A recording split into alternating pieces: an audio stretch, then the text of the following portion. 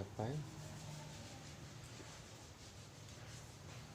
ล่างแล้วลูกมีแต่ปิ้งอะไรปิ้งล่างแล้วอันเล็กปิ้งนะล่างแล้วดูแล้วแต่ไม่ยังปีไอซิปิ้งบอลลูเซนให้กินหรอกเอาออกก็ได้หนวดมันนะลูกเอาออก บอกแล้วมันนะ ไอเซนให้กิน เฮ็ดกิ้ง แล้วก็เอามาออกแล้ว ซิปิ้งบ่ นี่ ซอย 170หมดไก่ ขาไก่ก็บอก ข้าไก่ได้ลูกอยู่ใช่ ใน เอาไว้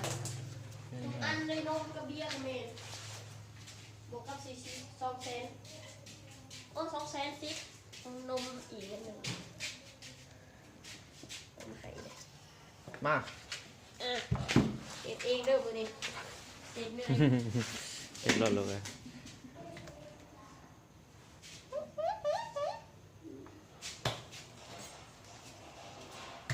เป็นหูสวยนะ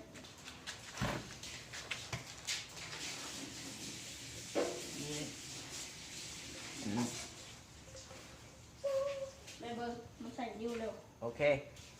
ทาปิ้งบอก ป่ะ ไปแล้วกัน ใส่ยังไงไปเกลืออย่างเดียวเลยแม่ บอกใส่เกลือนะ โอ้ บอกใส่เกลือบอกใส่อีกอย่างก็ได้โอ้ไปสิเห็นนั่นน่ะลูก ไปเสร็จ ไปใส่ก่อนแม่มันน่ะไปลึกเนาะพอครัวนี่คือเก่งแท้ ไปเก่งแล้วก็บาดมือเก่งแล้วนะขาแย่ไม่หรอกเดี๋ยวหั่นเป็นตอนน้อยๆแยกไปอย่างนี้ ทาแจกไปป่ะ เดี๋ยวเอาเนี้ยให้อาเห็นแล้ว ป่ะเอาเลย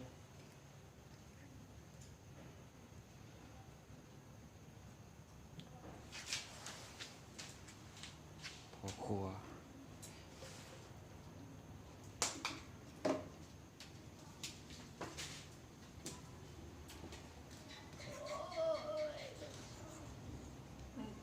เขาท่านได้ใส่นะปาดนะ ใส่ก้อนลูกหนึ่งเดี๋ยวใส่ อ่ะคือปาดแล้วลูก ใส่ก้อนเดี๋ยว ก็ได้ ขี่ ปิ้งก่อนจังปาด ขี่เขามันให้บอลบอกขี่มันให้ขี่มันเอา มันจะปิ้งบ่ได้แล้วปาดแล้วมีแต่ลวกเอานะ นี่ปาดแบบนี้ปาดแบบนี้เอาขี่มันออกเห็นไหม ขี้ยัง ขี่ปลาแล้ว ปาดแล้วมีแต่ลวก ขี้ปลาบอก แม่นบอกขี่มันเดี๋ยวนะมันกินบ่ได้ได้ขี่มันดู โอ้ก่อน ปาดแบบนี้เอาถ้วยสีขีมันมาอ่านอย่างนี้เดี๋ยวไปล้างเด้อ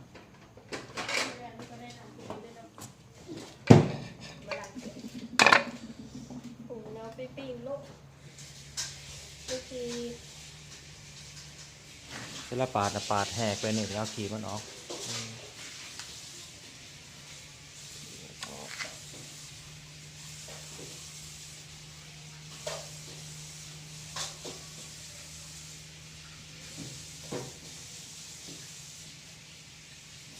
ตัวนี้ก็ขึ้นเลยเป็นทิ้นขี่มันออก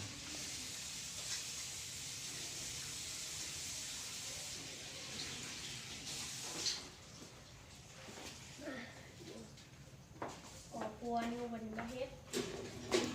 มาไปล้าง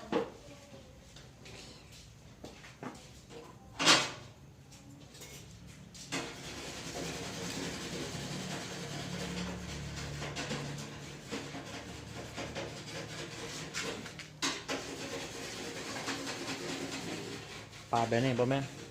นี่ปาดแบบนี้นี่ปาดเอาขีมันออกเ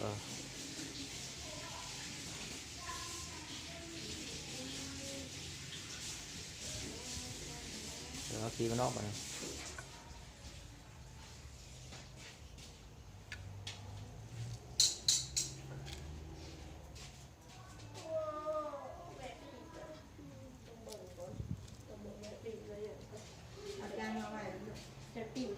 เวลาจะไปล้างใหม่แล้ว ดี๋ยว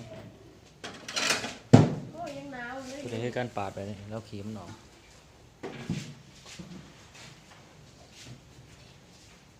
เราปาดไปนี่ปาดแบบนี้ ฮะ นี่ปาดแบบนี้ อันนี้บ่ แล้วขีมันออกอย่ามันอะไรไปละปาดหน่อย ด่ามันทีนั้นลูกไป พ่อ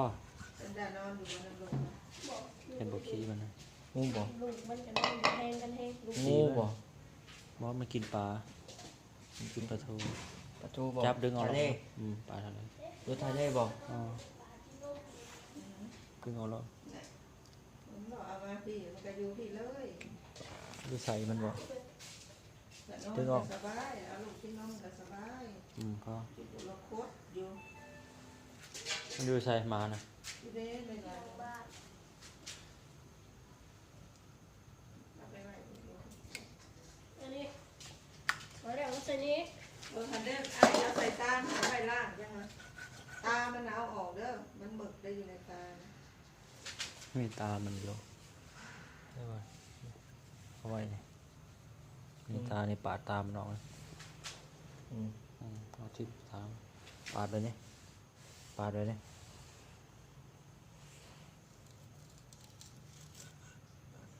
ดึงออกก่อนนะ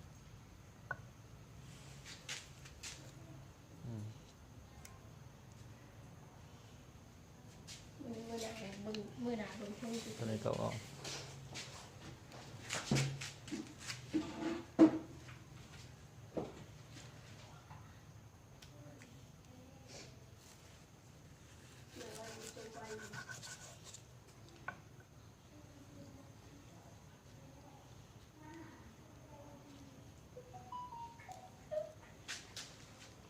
เบิ่งของเรียนเลย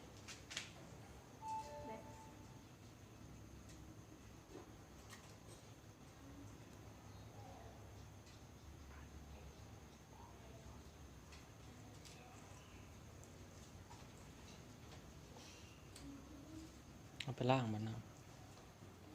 ไปล้างน้ำดูมันนะ ได้แล้วอันนี้ก็ต้มน้ำลวกเนาะ ไปล้างมันนะเต้นในตามันเต้นใส่เราออกครับ เดี๋ยวข้าวน้ำมันก็ทำไหนพอ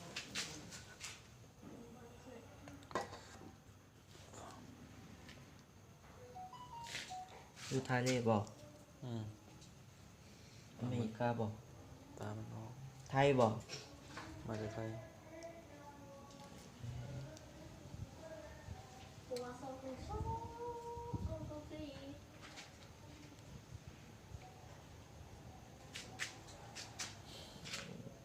หมดแล้ว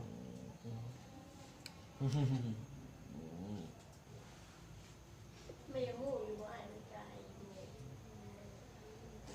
ยาไม่ให้มันกายกับกายนี่ก็ ตัวแม่ไม่ยังงูแม่ทำอะไรไก่ตัวไก่มันทิ้งซื้อ มันก็เขียนอยู่เลย แม่มันไก่ นี่จ้า แต่มันกินมัน เก่งแต่บักอายมันเก่งเลยมันเข้าใจอาจารย์บอกมันข้างในอาจารย์อธิบาย ส่วนเนื้อหาเคี้ยวเต็มเลย ในโรงนั้นมันลงโมหลายคู่ยามครูเล่าแล้วลูกส่วนร้ายมีแต่บนเซลลงโมแม่บ่แม่ว่า โมเมนต์โมเมนต์โมเมนต์ เห็นบอกมันกระเบียน75%นะ ตอนที่มันที่ยิน ไปใส่ซ้ำพูดแล้วไปล้างลง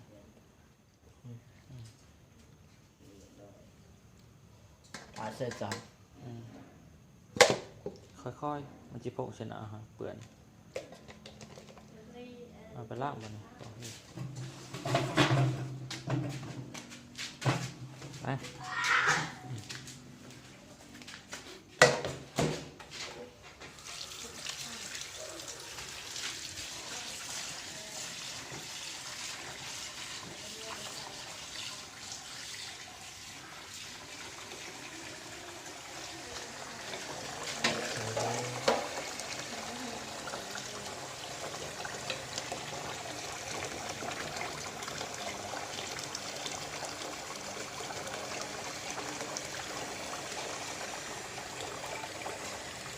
แล้วอย่ามาไปทิมตัวที่พอแล้วแล้วทิมน้องทิมน้องกล้อง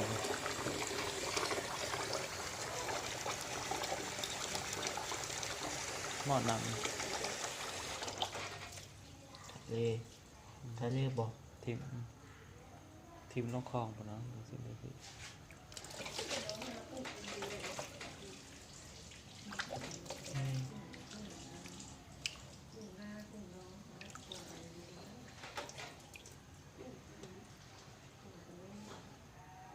เนี่ยเนาะ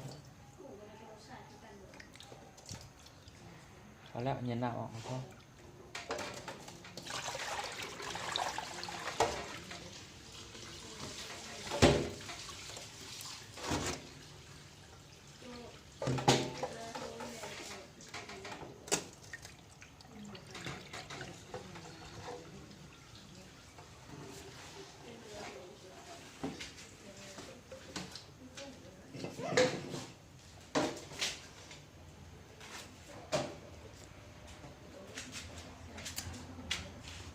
ป้าจะชอบไปเห็นอะไรกินมา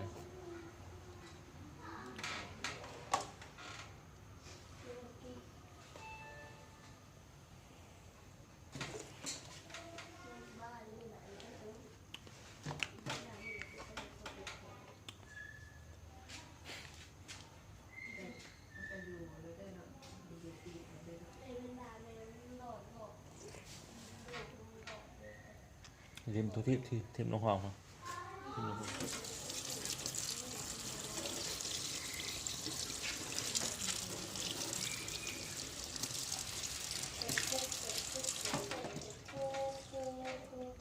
ไปล้างมือครับ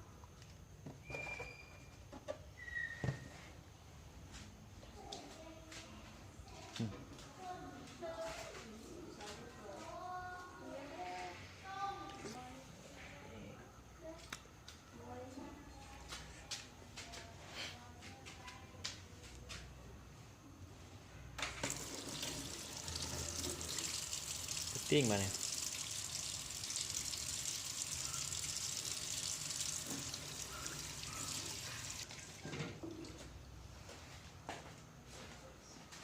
ใช้ลูกมันกินอยู่ก็แล้วเขากิน ปิ้ง ได้ กุ้งก่อนปิ้งกุ้งแล้วก่อน ใส่ก่อน บ่ใส่ก็จะคันใส่ก็มีแต่เอาแป้งนวดแล้วใส่เพื่อมันจะเค็มนะ แป้งนัวบอก บ่ใส่กระยานะเป็นน บ่ วดนะ ใส่ก็จะมันแซ่บแล้วบ่ใส่ก็แซ่บ ใส่แล้ว บ่เผาปิ้งสุกแล้วแล้วจังปิ้งตัวนี้ ตั้งไว้ในก่อนตั้งไว้นี่เออ เอาเร็ว เอาถ่ายวิดีโออ่ะ นั่งกับน้องฮัลโหล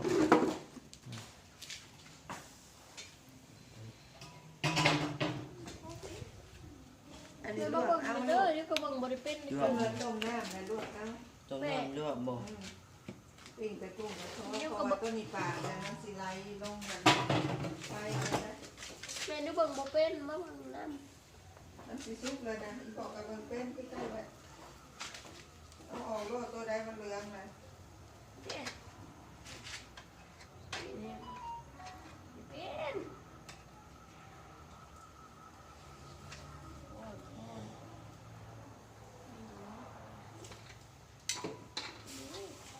ช่วงไหนบ่แม่บ่นี่แม่ อาหารทะเลนี่แพงเนาะ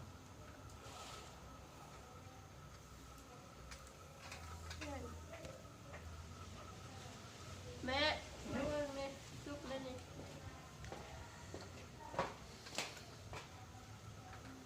ตัวทางกลางเอาออกลวก นี่ ไอ้ซีพี่อันนี้ นี่เอามาใส่นี่แล้ว ใส่ มันสุกแล้วเออ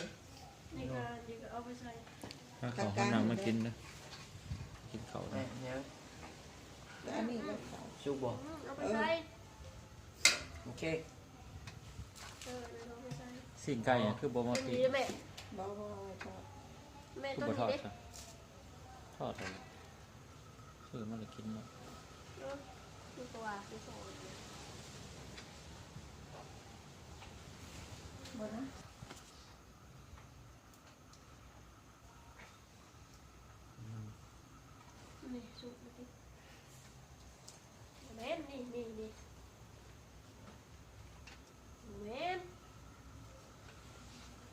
ท่านได้ซุกให้มันแห้งก่อน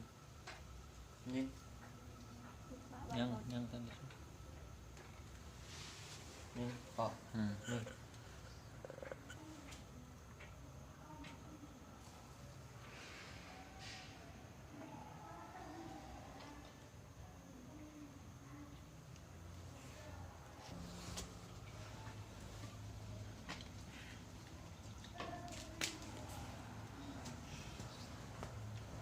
ทอดบ่ สิปิ้งเอาบอลลูเซีย ทอด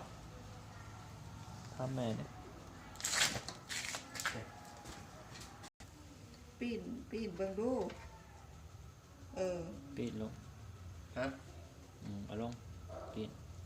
อืม ปีนมัดหัน ปีนเมื่อโลดบ่แม่นสิปีนแต่ตัวเดียว มันอยากซุกมันละนี่ ปีนมัดเต๋อ ปี โต นเมื่อถูกโต๊ะอ้ายปีนแล้วแล้วโต๊ะปีนก่อนแล้วเอาขึ้นโลดมันซุกแล้ว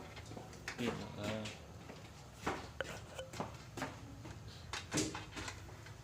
นี่มาล้างบ่ได้ข้างแบบนี้ ปีนได้ไหมแต่ละโตหรอ ปิ้งโล ปีนนะ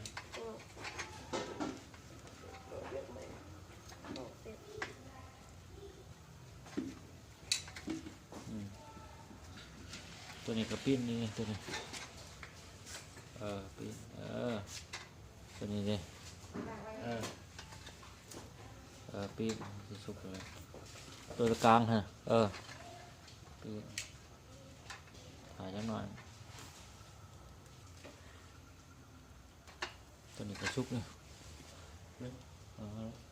ชุบบ่ สุก แม่แล้วเลยนะ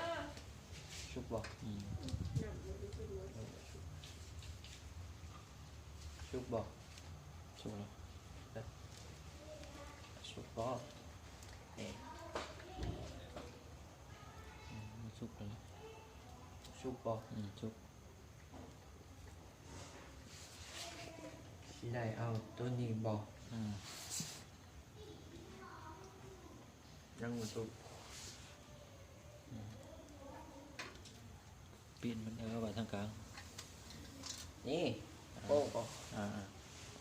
โป้ในได้ก็หยกรู้ นี่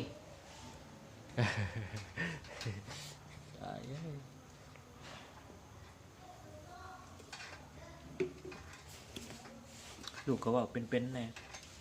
เป็น คือคนปกติเนี่ยเด้อ โดย ว่าเป็นสลัดเด้อ อาสลัด สลัดลือเก่งคือกันเดี๋ยวเราเรื่องสุกเลยลูกเอาออกลูกเอาออกซะ ทุกเรื่องนะ หายมันนะลูกอะไรก็กินเมื่อทันละ นิ้วล่างหมด อ๋อเด้อ พอ หมดต้นน้อยนะแล้วก็เอาน้ำใส่ กินมันเลยอ่ะ ไว้ลวก แกะออกแล้วมันเกิดบุมี่ยังเลยหย่ำกินปัดโตมา ชุบบ่พอ กุ้งหน่อยสุกแล้วออกแล้ว ชุบบ่พอทะเลบ่พอ หย่ำกินหมดเลย พอทะเลบ่ ชุบบ่ หายมันนี่ ชุบบ่ชุบบ่ ชื่ออยู่ในหางนะนี่ออกมาชื่อที่นอกสิ อยากซื้อกันมาทอดเงินอยู่พี่ไผ่แดงมาทานปิ้นดาด ชุบบ่พอ นี่ ชวนกลับ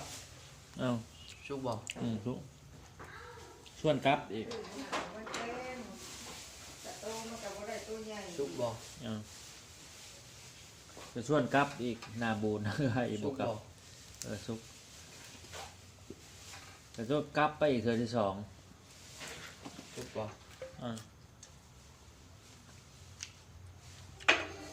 อันนี้เห็นไหมลูก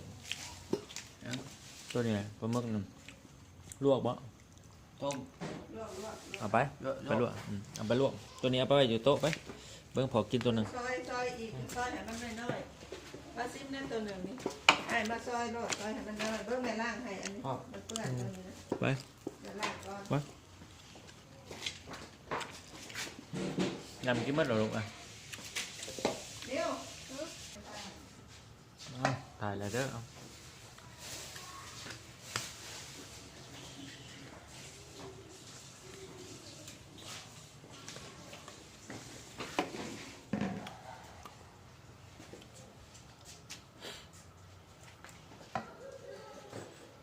ก็หน่อยแต่ลูก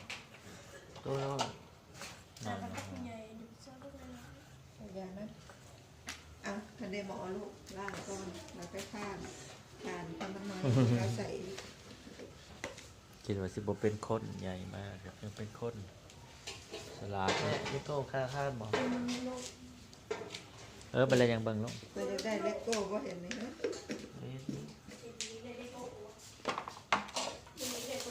จะเฮ็ดจะเฮ็ดแม่นยังไงแกได้หมดแล้วแต่บ้านจะเอา700,000แต่ละทุกนะเอาคือเอาครอบครัวเขาอุดโศกเศร้าเสียใจอย่างนึงแต่พ่อแห้งแล้วเอาหักแกะหักคนอีกแต่พ่อแห้งแล้ว เอายังเรือว่าผู้เอานั่นพ่ออะไรที่ไอ้ ก็แล้วลูกจังเลยน้ำผดเลยจังใส่ลูก จะนอนตอนมันครบแล้วให้น้องเอาอันโอ้ย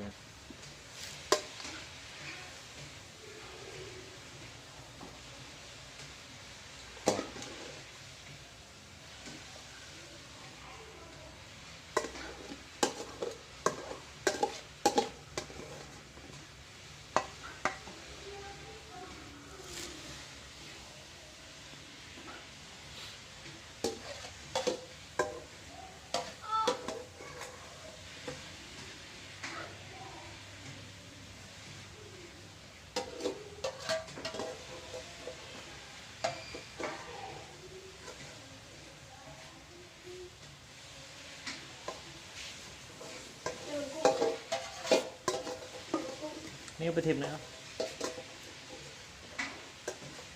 ตัวนี้ก็เอาไปทิมนะสีฟ้าล่างอัดไว้ไหมลูก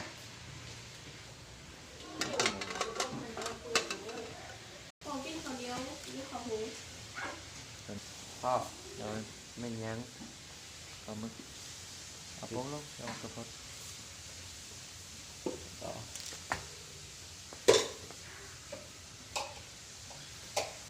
เด็กคือเก่านะมันบดคือ โป้งไอ้โป้งพอแล้วสุกแล้ว ไว้ในนี่ อ๋อ มันสุกแล้ว สุกแล้วอ๋อโป้งมันนี่ย่อออกมาโป้งวันนี้ลูกย่อระวังโป้งมันสีหลวกจ้ะจับดีๆโป้งนี่ ตั้งออกมาตั้งออก โอ้ยเอามาเบิ่งเลย ว่าแล้วกันก็เอาเลยขาดนะ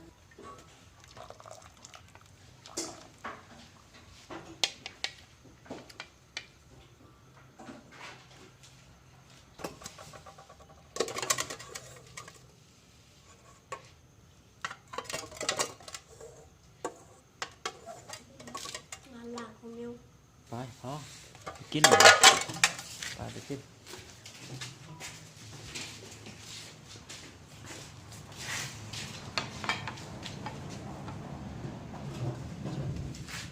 มาปลูกเนี่ยเรียน พอแล้วพอแล้วถ่าย พ่อเรา เบิ้ง ถ่ายรูปบอก เคยกิน FS พอก็ถ่ายรูป พ่อเราถ่าย พอบ่หมดเด้อ เลย